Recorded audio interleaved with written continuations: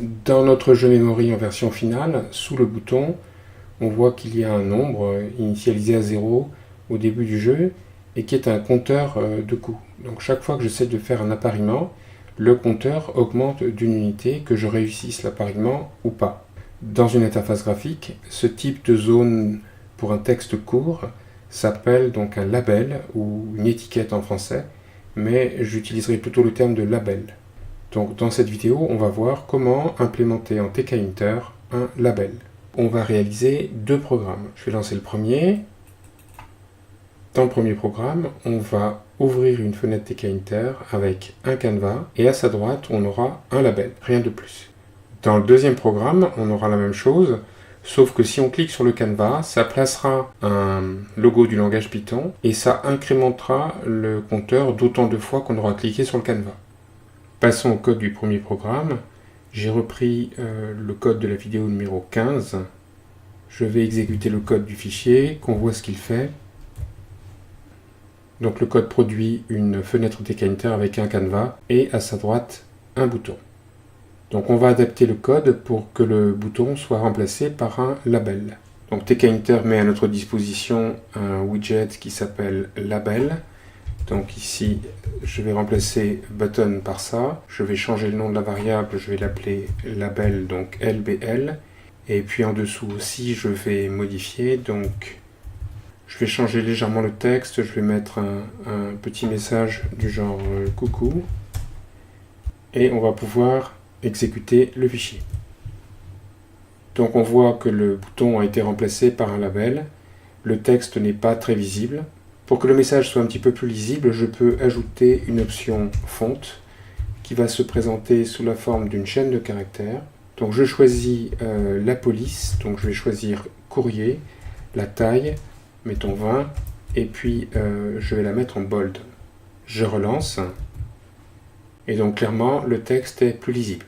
Donc dans le code, j'ai placé du texte qui est une chaîne de caractères, mais je peux aussi placer un entier, par exemple, je sais pas, 2048.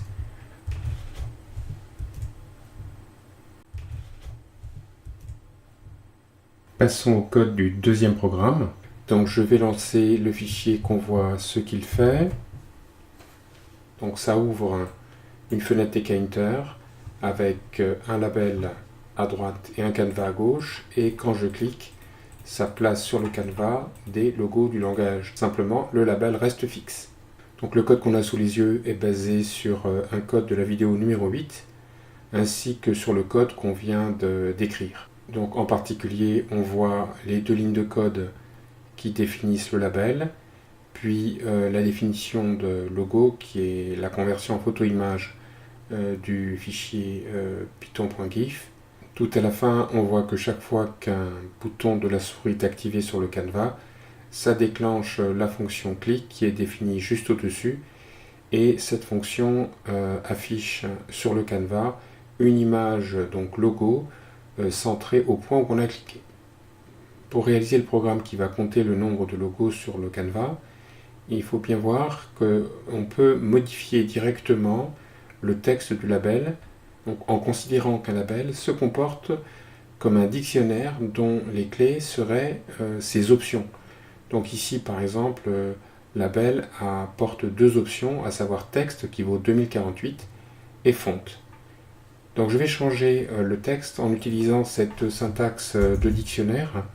Donc je vais modifier le texte en considérant donc label comme un dictionnaire dont une des clés est texte. Et ici, il suffit que je change comme je le souhaite. Donc je vais mettre à 0. Actuellement, c'est à 2048. J'exécute le fichier et on voit que le label est passé de 2048 à 0. Donc on va appliquer cette technique pour implémenter notre compteur. Je vais passer quelques lignes. Voilà.